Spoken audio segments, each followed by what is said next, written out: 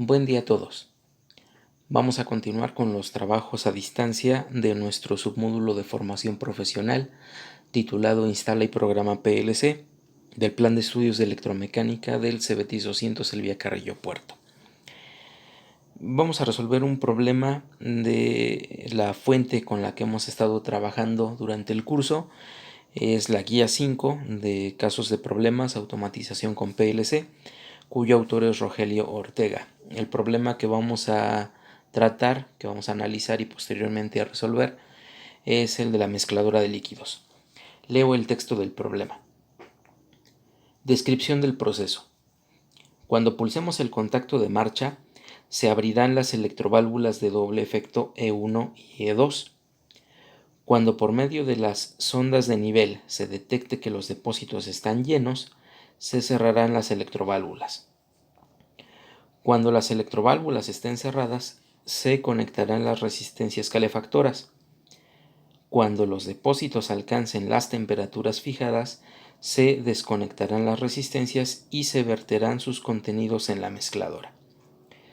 Una vez vacíos los depósitos de líquido, se conectará la mezcladora, que permanecerá conectada 5 segundos y al cabo de los cuales su contenido será vaciado al exterior.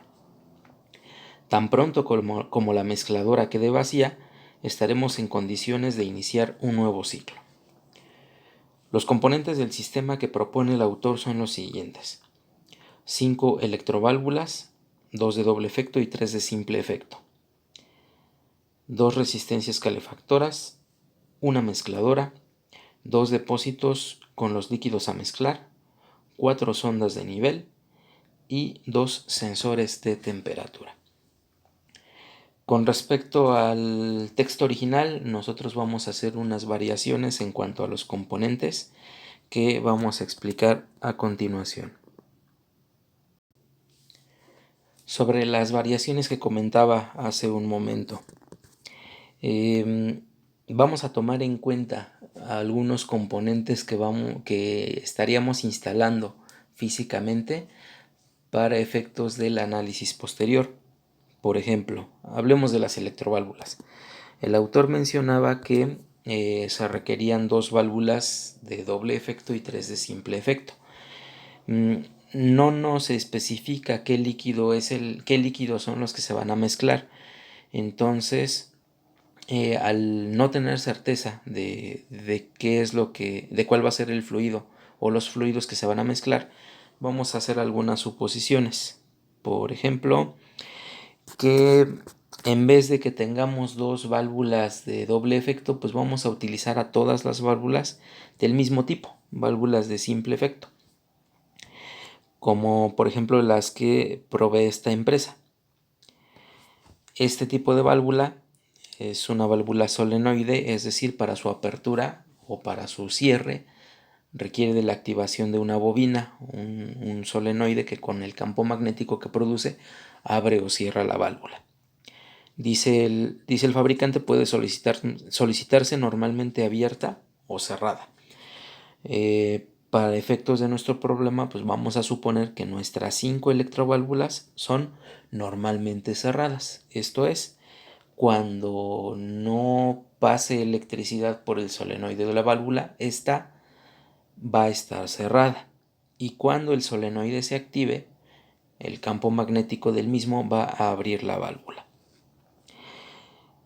Hablemos ahora de sus características técnicas de estas válvulas. Igualmente no nos vamos a meter en cuestiones de diseño del sistema, requieren pues conocimientos un poquito más avanzados, ya sería cuestión de hacer ingeniería de ese proceso, pero vamos a suponer que nuestras válvulas van a ser todas de por ejemplo 1 pulgada. Si son de 1 pulgada, entonces válvulas normalmente cerradas tenemos todos estos modelos, y hay rangos de operación en cuanto a la temperatura del líquido. Aquí también el autor no nos especifica a qué temperatura se tienen que calentar los líquidos a mezclar. Vamos a suponer que están entre esos rangos y entonces las válvulas que vamos a utilizar normalmente cerradas sería, por ejemplo, la PPIH 02064. Es normalmente cerrada y va de un rango de operación de menos 20 grados centígrados hasta los 180 grados centígrados. Ahora, esas electroválvulas, ¿cuál es su voltaje de trabajo? Pues esta válvula, que bueno, si ubicamos de ese bloque de válvulas a elegir, es la segunda. Su voltaje de operación son 110 volts de corriente alterna. Entonces vamos a suponer ese modelo a ese voltaje de operación para efectos de nuestras electroválvulas. Con respecto a las resistencias calefactoras, tuve curiosidad de ver este catálogo y en este catálogo encontré que hay resistencias de tipo tubular y dependiendo del material del cual están fabricadas, alcanzará una temperatura máxima. Por ejemplo, si suponemos que nuestras resistencias calefactoras son tubulares de cobre, la temperatura máxima que van a alcanzar son 180 grados centígrados.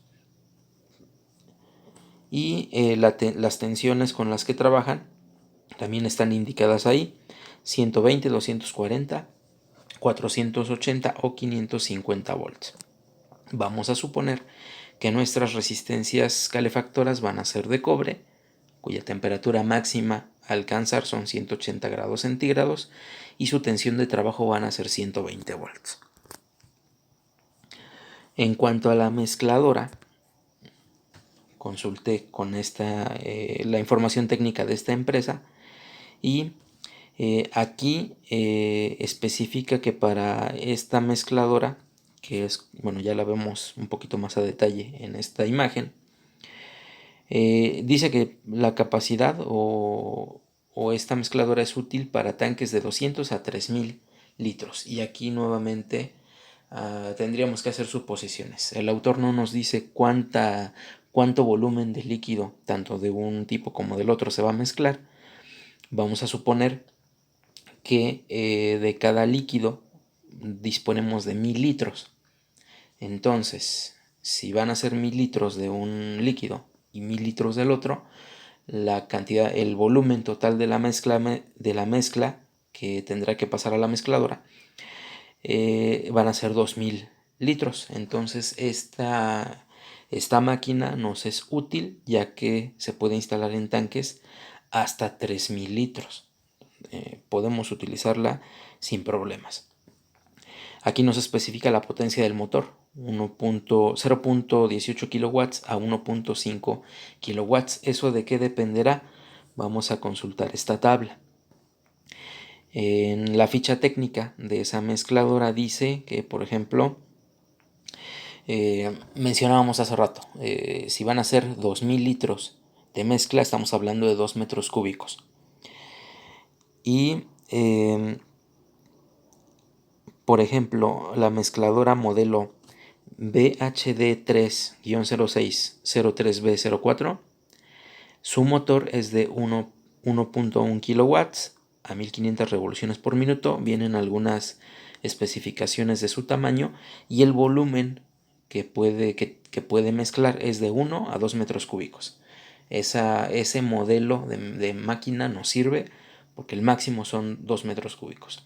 O si quisiéramos utilizar una máquina un poquito sobrada, podríamos ir al modelo siguiente, cuyo motor es de 1.5 kilowatts y el volumen que puede mezclar es de 2 a 3 metros cúbicos. Pudiéramos considerar también ese modelo sin problemas. Lo que no nos especifica es la tensión o el voltaje al que se va a conectar el motor. Pudiéramos suponer un motor monofásico, por ejemplo, a 220, 230 volts, o un motor trifásico, dependiendo de la conexión en el que se establezca en él, a 440 o 220 volts también pudiera ser. Eso con respecto a los actuadores. Hablemos ahora de los sensores. El problema nos dice que debemos utilizar 4 sondas de nivel. Consultando en internet encontré estos sensores que bueno, son sensores de nivel de tipo flotador que se conectan en las paredes de los recipientes. Este tipo de sensor es on-off, es un sensor que nos va a entregar una señal digital. ¿Por qué es importante saber esto? Porque pues, es la señal que vamos a enviar al PLC. Y dependiendo de cómo lo instales, puede ser un sensor normalmente abierto, normalmente cerrado. En alguna parte del análisis vamos a tener que determinar pues cómo necesitamos a este sensor para poder trabajar con él. Otra cosa importante que viene en su ficha técnica es, por ejemplo, la presión máxima de trabajo, a qué presión puede estar sometido sin tener problemas de operación. Esto va a depender del fluido de trabajo, no se especifica, pero vamos a tomar este sensor como ejemplo para poder resolver el problema. Y en esta tabla vienen las tensiones de trabajo. Observa que pues este sensor puede trabajar a 110 volts, 220 de corriente alterna o 5, 12 y 24 volts de corriente directa. La elección de un tipo de sensor, ya sea en el que lo conectemos a una fuente de corriente alterna, una fuente de corriente directa, dependerá mucho del controlador lógico programable que vayamos a utilizar. Y otra cosa que es importante y que nos proporciona el fabricante es esta información. Dice que la conexión del sensor con cable superior a 20 metros o a un relé de interfase o a un relé temporizador o a un inversor de frecuencia debe utilizarse una resistencia en serie. Viene un diagrama. Aquí no, bueno, en este diagrama no nos muestra la resistencia, pero es un ejemplo de cómo tendría que conectarse este sensor si lo utilizáramos para activar a la bobina de un contactor. Nosotros no vamos a hacer eso, nosotros vamos a tomar la señal que provee este sensor para enviarla al PLC y en función de esa señal pues el PLC ejecutará una secuencia de código o unas determinadas instrucciones. Y aquí se muestra el ejemplo de montaje, ya sea para normalmente abierto o normalmente cerrado. Y en cuanto a los sensores de temperatura, pensé en utilizar termostatos mecánicos.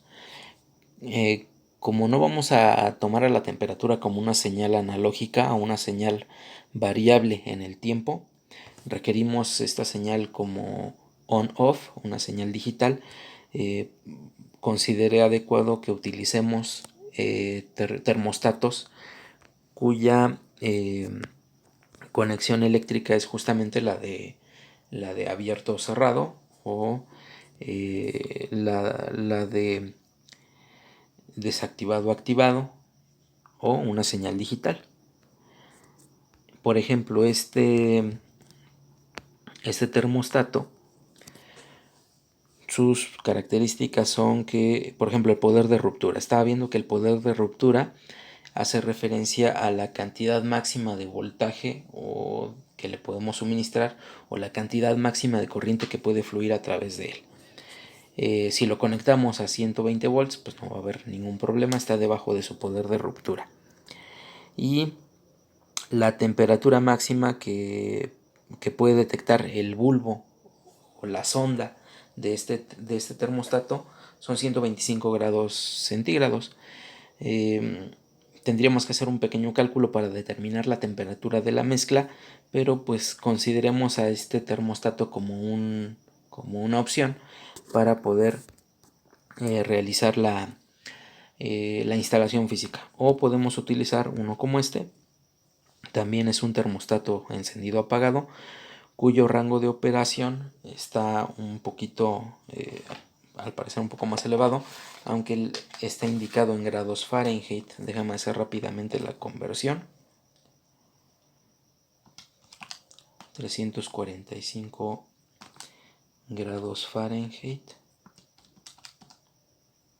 Estamos hablando de 170 grados centígrados aproximadamente. Pudiéramos utilizar ese termostato también, y si te fijas, este se puede alimentar a 120 volts o a 240. También nos sería útil.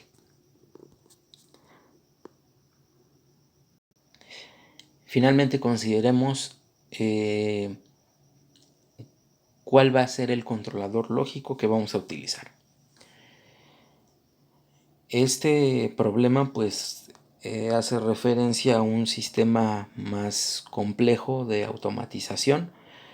Requerimos, si hacemos el recuento de la cantidad de entradas y salidas que vamos a utilizar, necesitamos 5 electroválvulas, son 5 salidas ahí, 2 resistencias calefactoras, son otras 2 salidas, ya van 7, y el motor de la mezcladora. Entonces necesitamos 8 salidas. Y en el caso de las entradas, tenemos 4 sondas de nivel, 2 termostatos, ahí llevamos 6 entradas, el botón de marcha o el contacto de marcha que menciona el autor, pensemos que es un pulsador de arranque, consideremos un pulsador de paro, un pulsador de paro de emergencia. Entonces ya estamos hablando de 9 entradas. 9 entradas y 8 salidas. Si utilizáramos un PLC o un controlador Siemens Logo, el módulo convencional pues solamente tiene 4 salidas, 8 entradas, ¿no? Nos faltaría una entrada y aparte nos hacen falta salidas. ¿Cuál sería la propuesta? Bueno, agregarle tantos módulos de expansión como sean necesarios para disponer de la cantidad de entradas y la cantidad de salidas necesarias. O si queremos utilizar un PLC más robusto, por ejemplo también de Siemens, un Simatic, que aquí tenemos un diagrama de este controlador, dispone de la suficiente cantidad de entradas para poder trabajar, lo mismo de salidas, pero aquí sí es importante que observemos que este PLC se alimenta a 24 volts de corriente directa. Lo mismo, las entradas son alimentadas con corriente directa y las salidas son a relevador con bobina alimentada por una fuente de corriente directa. Esto lo debemos de tomar en cuenta si es que vamos a utilizar este modelo. La ventaja que tendría con respecto a que tendría el Siemens Logo con respecto al anterior es que Logo lo podemos alimentar a 110. Podríamos hacer un poco más homogénea la instalación en cuanto al voltaje con el que va a estar trabajando. Sin embargo, para un sistema ya más complejo, pues se sugiere aumentar la gama en cuanto al controlador que vamos a utilizar. Para efectos de nuestro problema y debido al material con el que contamos en el plantel, vamos a trabajar pensando en que lo que vamos a instalar es un PLC Siemens Logo con módulo de expansión. Y bueno, vamos a mostrar nuevamente esta imagen donde ya vamos a tener algunas condiciones que proponemos para trabajar, que son lo que mencionaba en un principio, la capacidad o la cantidad de líquido, 1000 litros en el depósito 1 a 60 grados Celsius, 1000 litros en el depósito 2 a 50 grados Celsius, y estos dos líquidos se van a verter en la mezcladora, cuya capacidad son 2500 litros. Vamos a tener un margen para que pues este recipiente no quede lleno al 100%, y si quisiéramos pudiéramos agregar o considerar elementos de señalización, ya sean lámparas que nos indiquen que el proceso de calefacción está ocurriendo, o lámparas que nos indiquen que el proceso en general se está ejecutando. Eso ya dependerá de lo que nosotros consideremos necesario indicarle al operador del sistema. Bien, una vez hecha esta explicación general, vamos a pasar al direccionamiento y al análisis de el proceso mediante un diagrama de flujo.